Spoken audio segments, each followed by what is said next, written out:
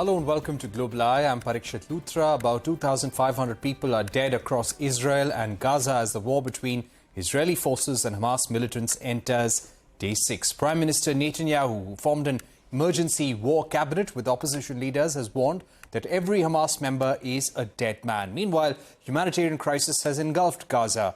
Israel has refused to allow any water, electricity, fuel supply into the Gaza Strip until hostages are freed by the Hamas. The government has been able to identify 97 people who were captured on Saturday. The Israel Defense Ministry says that they are waiting on a nod from the government to prepare for a ground operation.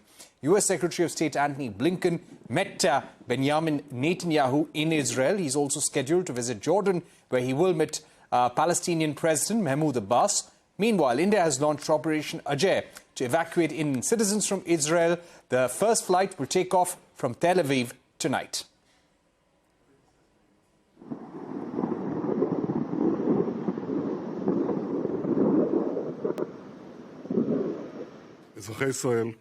Citizens of Israel, this evening we have established a national emergency government. The people of Israel are united, and today its government is united. Sorry, it's under these circumstances. This attack was a campaign of pure cruelty, not just hate, but pure cruelty against the Jewish people. And I would argue it's the deadliest day for Jews since the Holocaust.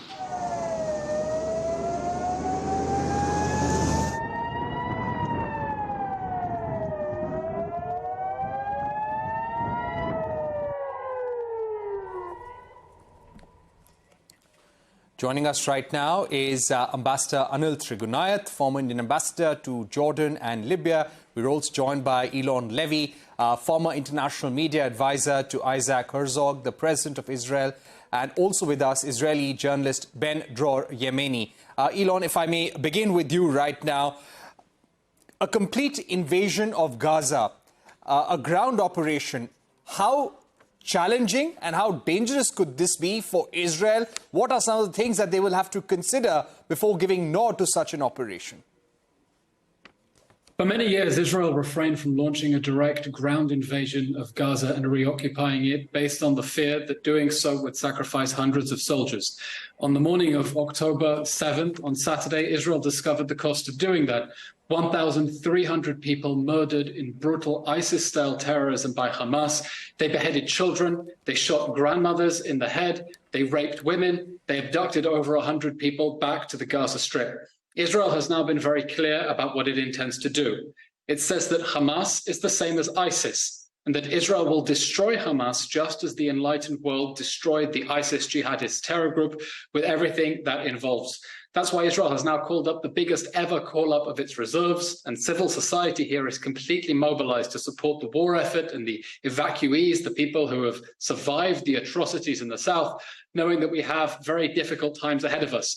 Because Israel's objective now is not to deter Hamas, it's not to dissuade Hamas, it's to destroy Hamas, so that this ISIS-like terror organization can never again perpetrate such crimes against humanity. Let's remind viewers, the massacre that happened on Saturday is now the second deadliest terror attack in world history, second only to 9/11.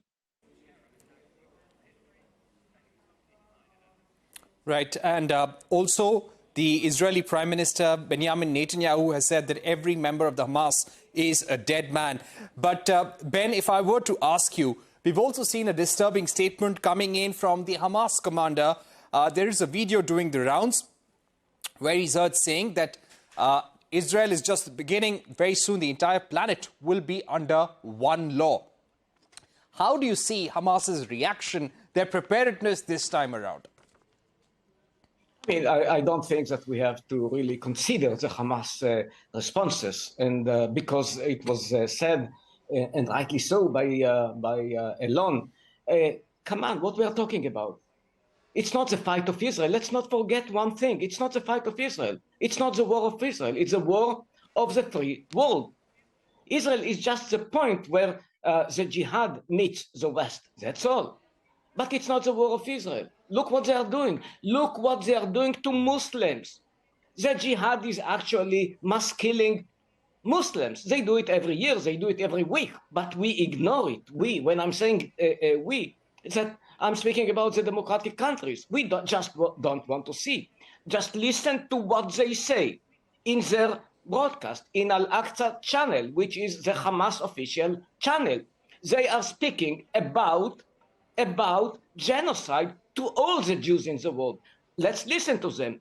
They are raising the flags of the Nazi party. That's what they are doing, actually. And we forget it. And we just ask, oh, maybe they are going to be heard. Come on. When the West had to uproot ISIS from Al-Raqqa and from Mosul, most of the buildings were bombarded. But it was necessary. Nobody criticized the United States that actually was responsible for the bombing. Now people criticize Israel. Are you crazy? I mean, the free world is defeating itself. What is happening? What is happening? Where is the common sense? Right. So, Ben, you're saying that Israel is at war and all options are open. Let me get in Ambassador Trigunait at this stage as well. Ambassador Trigunait, we are seeing Antony Blinken, the U.S. Secretary of State in Israel.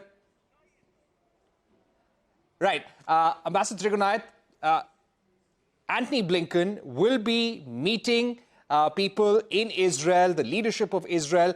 What do you think is his message going to be? He's also going to meet Palestinian leaders in Jordan later. What do you think is the priority for the U.S., the risks for U.S. at this juncture?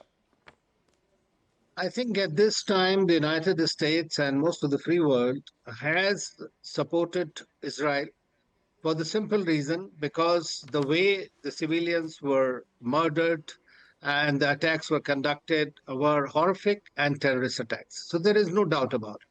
Secondly, what the other countries are trying to do, including the United States and the Western countries, is to distinguish and discriminate between Hamas and the other Palestinians on the West Bank.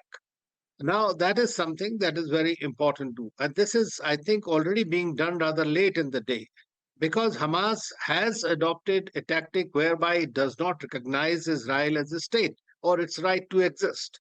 And it is being supported by various countries in the region and outside. But at the same time, I think that the people here right now are quite emotional everywhere. One has to understand the ISIS is not dead as yet. Look at it in Afghanistan. Look at it, it's going everywhere. It is going in India, Al-Qaeda. All these organizations are there despite the mightiest Americans going after them in Afghanistan. It has not gone away. The one has to look at the solution after this. Once the dust settles down, and the Israelis have taken their revenge, I would say, at this time, there should be the civilian deaths in Palestine will also be very important to consider. But at the same time, we understand their pain. They are our friends and partners, and we do not condone terrorism in any which way, wherever it happens. And therefore, but at the same time, what is most important in my view is what next? It has been repeatedly coming again and again. It's just 2 years, 21. And now again, we are having it in 23. I mean, that is something, it talks about something. Israel is a mighty state. It has a great firepower and it can use it. It's a vicious cycle. It is a vicious cycle of violence. Right. You are right. You are right, Ambassador Trigunait. But Elon, coming back to you, when it comes to freeing up hostages right now, Israel right now is very concerned about hostages in Gaza. What are Israel's options right now, apart from military ones, diplomatic ones? What are the toolkits available to Israel to rescue, to bring back those hostages? Israel has no good options at the moment when it comes to the civilian hostages inside the Gaza Strip. Hamas is holding children as young as 5, if not younger. There are babies there as well. It's holding old people aged over 80, somewhere in a tunnel, cuffed, gagged, in the dark, hungry, if not tortured and mutilated. And Hamas is using them as human shields, not as bargaining chips. Let me be clear. The whole international community, every nation of conscience must raise a voice now and exercise every lever of pressure that they can on the Palestinians. every lever of pressure to demand the immediate and unconditional return of the civilian hostages. These are our children, these are our brothers, these are our sisters, these are our parents, these are our grandparents, and we want them back. And if Hamas thinks that Israel is going to spare the civilians of Gaza in order to surrender its own population to the mercy of the death squads inside the Gaza Strip, it has another thing coming. And if the world wants to save the Gaza Strip from the destruction that is going to come from Israel's response to destroy the Hamas organization, it must demand the immediate return of the hostages and the unconditional surrender of Hamas. Right. Ambassador Trigunath, coming back to you, Israel has imposed a blockade right now. Food, fuel, electricity supplies, they have been cut off to the Gaza Strip. Do you think this may pressurize the Hamas into releasing the hostages? Is this strategy going to work? No, I don't think so. It will not work, but this has been used essentially for going after the Hamas, and Israel has tremendous intelligence exactly where the Hamas is. So if they try, and they have been trying, I guess, to avoid the civilian casualties in Gaza, that is very much there. But I understand that at the moment, United States and all other countries have been talking, and there are countries like Egypt and Qatar and even Turkey that are already in talks and are trying to work out some kind of an arrangement. But at the same time, there are humanitarian corridors that are being asked for the people by the United Nations. And I believe that some of the UN personnel have also been killed in the Gaza Strip during these raids. So I think that at the moment there will be, but unfortunately, the Hamas has an example where just to release one of its terrorists, about one of the civilians from or army personnel from Israel, 1,027 persons were released by Netanyahu himself. So they have this story, so they know that they can leverage it. That was the one reason that they have taken these hostages and taken them into Israel.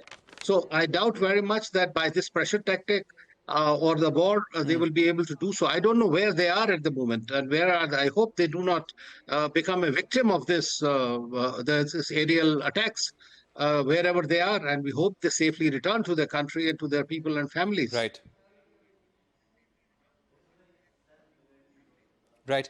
Elon, coming back to you now, when we speak about the ground offensive, there is also international pressure. We've seen the Middle East, which is divided over the issue. There are countries which are calling for the two-state solution and a peaceful path to negotiations as well.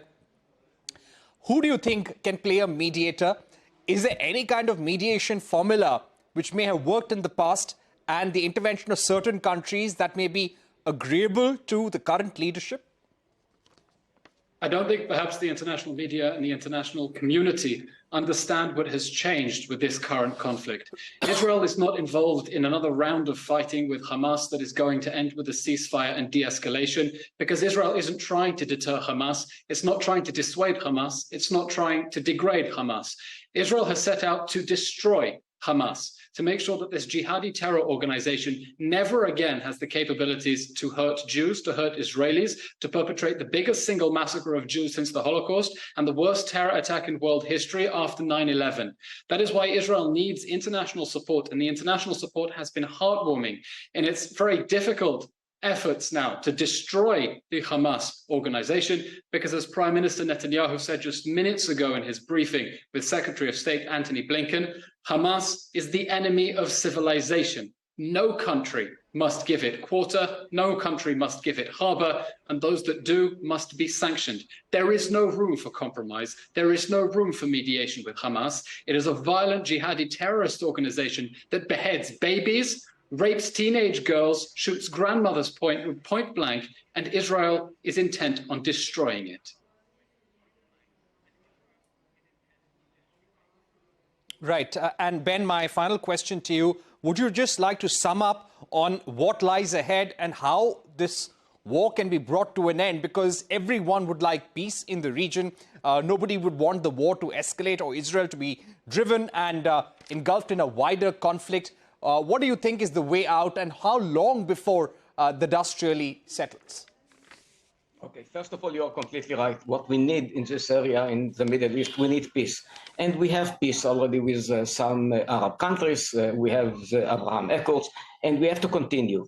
And what the Hamas did, and what the Hamas is doing, and what this axis of evil is doing, is actually to fail the peace process, any kind of peace process. I mean, it's not by coincidence that it's coming now, just before we sign a normalization agreement with one more big Muslim country, namely Saudi Arabia. So they are against peace. And if we want peace, and most of the Israelis eventually want peace, want reconciliation, in order to achieve it, what we need is really to destroy the Hamas, not to let the Hamas exist anymore.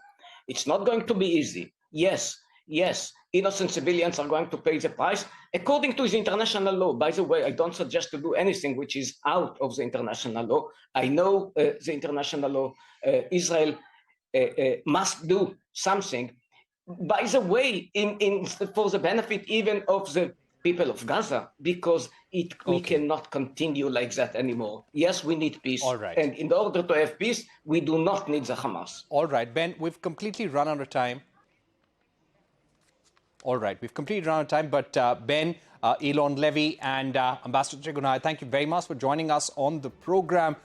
We are going to take a short break here on the show, but when we return, we will get you an interview with the Palestinian ambassador to India, Abu Adnan Elijah, on the Hamas attack, the Israeli retaliation, and the decades-old Israel-Palestinian tension. Stay tuned.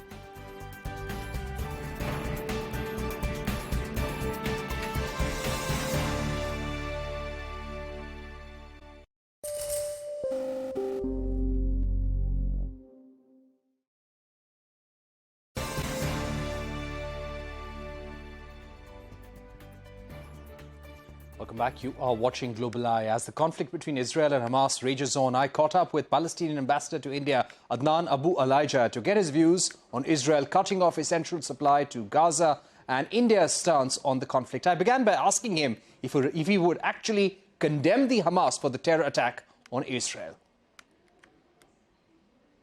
I think the only part who should be condemned is the occupation. If there is no occupation, there is no war. If there is no occupation, all these crises, we won't see it. Hope the international community do something to the Palestinian people to get their independent state and to live with the Israelis as neighbor and brothers. The Palestinian people has more than 800 resolutions at the United Nations since 1948.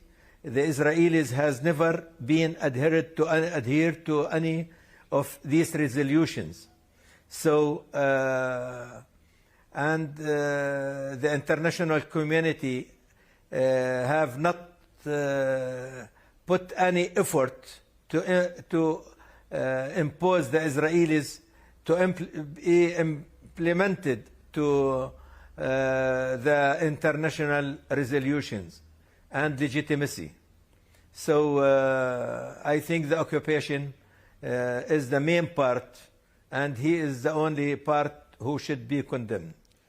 But you are saying that the fact that the occupation has not been addressed is the part that needs to be condemned, and also the international community has not played a role in implementing the two-state solution. But what about this immediate terror attack that has caused the death of at least 1,500 people in Israel? Do you think Hamas should be held accountable for this?